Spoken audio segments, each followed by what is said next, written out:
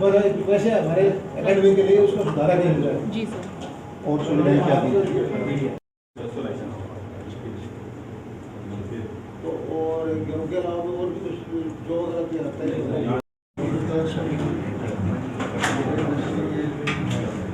पिछली बार 15,000 टोटल पूरी सीजन में सर, इस बार 11 लगे एक्सपेक्टेड है। लोग रोक रहे हैं या ये कम है? ऐसा है तेजी में भी है किसान 24 क्विंटल पर एकड़ की आप थोड़ा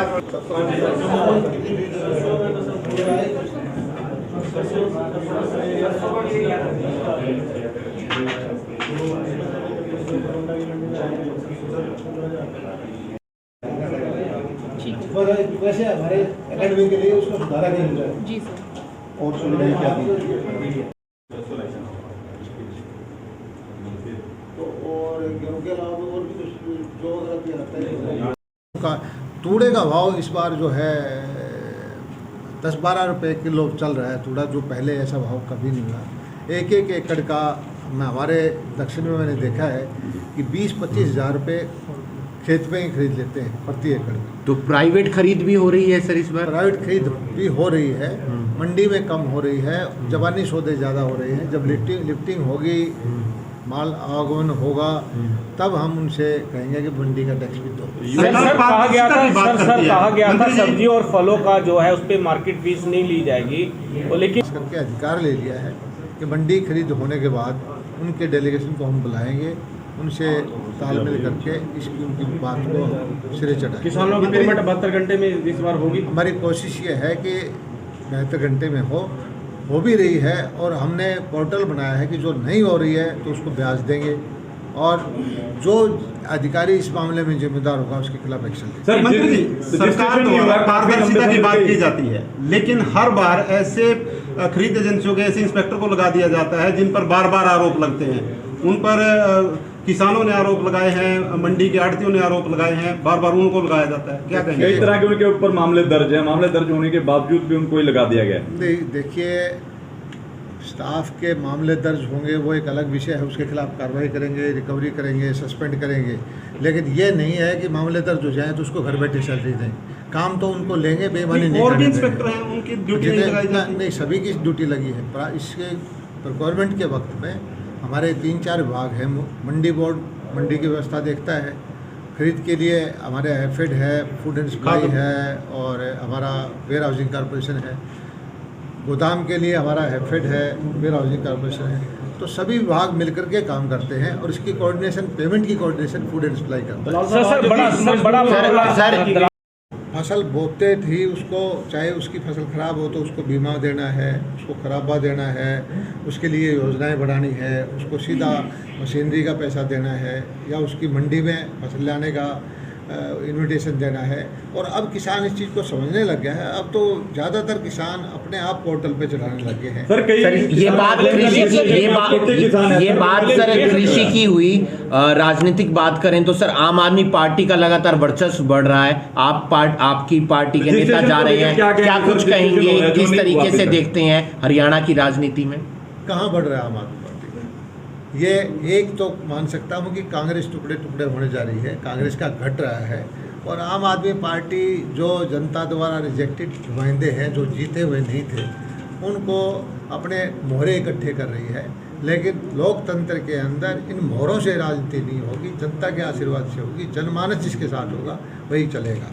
और जिस तरह से 5 राज्यों के चुनाव आए, पंजाब में हमारा संगठन नहीं था, लेकिन 4 राज्यों में जिस ज़बरदस्त बहुमत से बार बार जो सरकारें हमारी बनी हैं, उससे लगता है कि जन समर्थन अभी भी मोदी जी के प्रति है, भाजपा के प्रति है, हमारी नीतियों के प्रति। एक सवाल और सर, आप सत्ताधारी पार्टी के नेता हैं, मंत्री हैं। कुमारी सैलजा जो प्रदेश अध्यक्ष हैं, ऐसी चर्चा है उन्होंने सोनिया गांधी से मुलाकात की है और इस्तीफा देने की पेशकश की है, जो वो प्रदेश अध्यक्ष हैं। क्या बदलाव देखेंगे उसके बाद हरियाणा की राजनीति में? देखिए, सबसे पहले तो मैं मंत्री से पहले या नेता से पहले किसान हूँ, कृषि करता रहता हूँ, खेतों में रहता हूँ। और कांग्रेस का जो केंद्रीय नेतृत्व है वो कमज़ोर हो गया है। आपने देखा होगा कि 403 सीटों पर कांग्रेस लड़ी थी, 325 सीटों पर जमानत जब्त हो गई है। ऐसी परिस्थिति में कांग्रेस का कोई विचारधारा नहीं है, कांग्रेस का कोई संगठन नहीं है, छत्र पकड़ रखे हैं, इलाके के सूबेदार हैं। अब वो अपने अपने सत्ता के लिए अपने अपने समीकरण साध रहे हैं, ब्लैकमेल कर रहे हैं। और मैं तो बहुत दिनों से कहता आ रहा हूँ कि कांग्रेस के टुकड़े होना निश्चित है, कांग्रेस टुकड़े टुकड़े में बढ़ जाएगी, भगदड़ मचना निश्चित है, समय की बात है। नया प्रदेश अध्यक्ष आएगा तो राजनीति में बदलाव आएगा, आपको लगता है? प्रदेश अध्यक्ष के है क्या, जब कांग्रेस के नेतृत्व पे, कांग्रेस की विचारधारा पर लोग हैं ही नहीं। अब कल परसों बयान दिया हमारे राहुल गांधी जी ने, मैं तो सोनिया गांधी को मुख्यमंत्री बनाना चाहता था, उसको मायावती जी को मुख्यमंत्री बनाना चाहता था। अब उनके कहने से मुख्यमंत्री बनते तो अपनी बहन को बुला देते। तो इस तरह की फ्रस्ट्रेशन की बात कर रहे हैं कि मेरे से बात नहीं की, जवाब नहीं दिया। अब वो उनके वोट उनके दिखा रहे हैं कि उनके पास कितने वोट हैं। 3 कृषि कानूनों पर दोबारा से विचार हो रहा है। हमने मांगे हुए हैं कि किसान जत्थेबंदियों से कि भाई आप अपने नाम दो, हम जो MSP की आपकी करेंगे। और हमारा मकसद ये है कि किसान, जो छोटा किसान है, उसकी आमदनी को बढ़ाए। और मैं बार बार यही चीज़ कहता हूँ कि आंकड़े जो आए हैं केंद्र के सेंट्रल स्टैटिस्टिकल ऑर्गेनाइजेशन के, प्रति व्यक्ति किसान की आय 27 रुपये है। क्या हम 27 रुपये पे छोड़ दें या कुछ करने की कोशिश करें? क्या 27 रुपये पर संतुष्ट है? फिर हमें लोग कहेंगे आप कुछ ना करो। लेकिन अगर हमें कुछ करना है तो उसको कुछ न कुछ क्रांतिकारी कदम उठाने पड़ेंगे। उसी दिशा में सोचते रहते हैं। और चुने हुए प्रतिनिधियों का, सरकारों का एक दायित्व है कि इस तरह की सोच समझ के कोई नीति लाएं जिससे किसान की आमदनी बढ़े। कुछ भी अगर लागू होगा तो वो किसान जत्थेबंदियों या किसानों की देखरेख में लागू होगा। देखिए, वो तो जत्थेबंदियाँ बदलती रहती हैं। इन कुछ भ्रम फैल गया था पीछे आंदोलन के दौरान, कुछ लोगों को ये था कि सारे देश के किसानों का नेतृत्व यही करते हैं। अब उत्तर प्रदेश के चुनाव से पता लग गया, पंजाब के चुनाव से यही जत्थेदार सब जगह आमतौर पर इनको जन समर्थन नहीं मिला। और यही चीज़ हम कहते आए। और मैं भारत के किसान का धन्यवाद करता हूँ हृदय से कि उन्होंने सही फैसला किया और उन्होंने ये साबित किया कि जो ये सो कॉल्ड जत्थेदार हैं ये हमारे मालिक नहीं हैं, उनके ऊपर उनका भरोसा नहीं है। और वो अपने जो नीतियां हैं भारत सरकार की, उनमें उनसे लाभ उठ रहा है। और हरियाणा के अंदर अगर किसान आंदोलन की बात हो तो सबसे देश में ज़्यादा हम फसलें खरीदते हैं, सबसे अच्छी मंडियां हैं, सबसे अच्छी ज़्यादा पेमेंट करते हैं। माइक्रो इरिगेशन की योजना है, भावांतर भरपाई की योजना है, देश में कहीं भी नहीं है बागवानी की बीमा की योजना। एग्रीकल्चर के इम्प्लीमेंट्स सारे हम बांट रहे हैं। आज तक कोई 3200 पोली हाउस लगे हुए हैं। इस साल हमने 1500 50% पोली हाउस नए बनाने की सब्सिडी देने का फैसला किया है। पानी बचाने के लिए तरह तरह की योजनाएं बना रहे हैं। मंत्री जी, 2022 तक किसान की आय दोगुनी करने की बात की गई थी, अब 2022 चल रहा है। देखिए, ये कोई बहस का मुद्दा नहीं है, इसका फैसला किसान करेगा। अगर आप देखें 2014-15 से कपास का भाव कितना बढ़ा है, 3 गुना हो गया है। सरसों का भाव 3 गुना हो गया है। बाजरे का भाव 800 रुपये होता था, 2600 रुपये, चल 2000 रुपये, 600 हमने दे दिया है।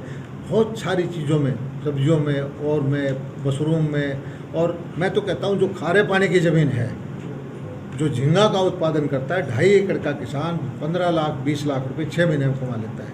किसान के जो है प्रोग्रेसिव फार्मर, आज ने दक्षिण हरियाणा की मंडियों में जाने का कार्यक्रम बनाया था। इस बार आज हमारा जो सब्जी और बागवानी के फार्मर थे उनका प्राइस डिस्ट्रीब्यूशन का कार्यक्रम था घरौंडा, उसमें आया। उसके बाद घरौंडा की रिक्वायरमेंट चल रही है मंडी में, उसको चेक किया। अभी आपके पास करनाल की मंडी में हूँ, उसके बाद पिपली की मंडी में होऊंगा। और यही देखना है कि किसानों की सुविधा के लिए जो हमने व्यवस्थाएं की थी वो सही काम कर रही हैं या नहीं कर रही हैं। किसानों को कोई दिक्कत तो नहीं है, हमारे आढ़ती भाइयों को, व्यापारी भाइयों को दिक्कत, कोई लेबर की कैंटीन चल रही है नहीं चल रही है, पानी की व्यवस्था है नहीं या नहीं है, लिफ्टिंग का। और हर मंडी में जो पेमेंट जो हमने हमारी टारगेट है कि 72 घंटे में दें, वो चल रही है कि नहीं चल रही है। और ये सारी व्यवस्थाएं हम कोशिश कर रहे हैं कि धीरे धीरे बिल्कुल परफेक्ट हो जाएं, जैसी सरकार चाहे वैसे ही चलने लग जाए। और हर साल इसमें हम बेहतरी कर रहे हैं। सर, किसान इस बार समस्या क्या 500 आ रही है? रुपए बोनस की मांग कर रहे हैं। पिछले दिनों प्रदर्शन भी हुआ क्योंकि गेहूं की फसल इस बार पहले के मुकाबले कम हुई है। देखिए, इस पहले से आपने देखा होगा कि ऑल टाइम भाव जो है हाई भाव है इस बार।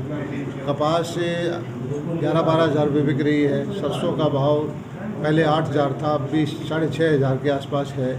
और हमारे दक्षिण हरियाणा में तो मैं मंडियों में गया हूँ, मंडी में कहीं गेहूँ नहीं आ रहा। 200, 300, 400 रुपये राजस्थान का फार्मर आके या कंज्यूमर आके गेहूँ खरीद के ले जा रहा है। और इस बार मुझे उम्मीद है कि पिछले साल से कम 15-20% गेहूँ मंडी में कम आएगा। और उसकी वजह यह है कि किसान को भी इंटरनेशनल कन्फ्लिक्ट है, खबरें हैं। किसान भी जितना गेहूँ उसके अपने घर में रखने की जगह है उतना गेहूँ रखेगा। उसको ये उम्मीद है कि इस बार गेहूँ भी 500-600 रुपये ज़्यादा बिकेगा। यील्ड बहुत कम रही है। बोनस का क्या रहने वाला है? ऐसा है कि जब बाज़ार से ऊपर भाव चलता है, किसान को मिल ही रहा है, तो बोनस का कोई अभी तो मुझे उम्मीद नहीं है। और बोनस का देने का जो अगर प्रावधान भी है तो केंद्र सरकार की सहमति से ही होता है। लेकिन इस विषय में अभी कोई मुझे नहीं लगता कि कोई होगा। तो किसानों को ज़्यादा रेट मिले इसलिए कम आवक हो रही है? नहीं, किसानों को, मैं भी किसान हूँ और किसानों में बैठे रहता हूँ। किसान खुद तेजी में है। किसान की को उम्मीद है कि इस बार उसकी हर फसल, और वैसे होना भी चाहिए, इन्फ्लेशन है, सब चीज़ों के भाव बढ़ रहे हैं। मुझे खुशी है कि किसान के प्रोडक्ट के भी भाव भी बढ़ रहे हैं। हर चीज़ के किसान की जो है, ग्वार का देख लीजिए, सरसों का देख लीजिए,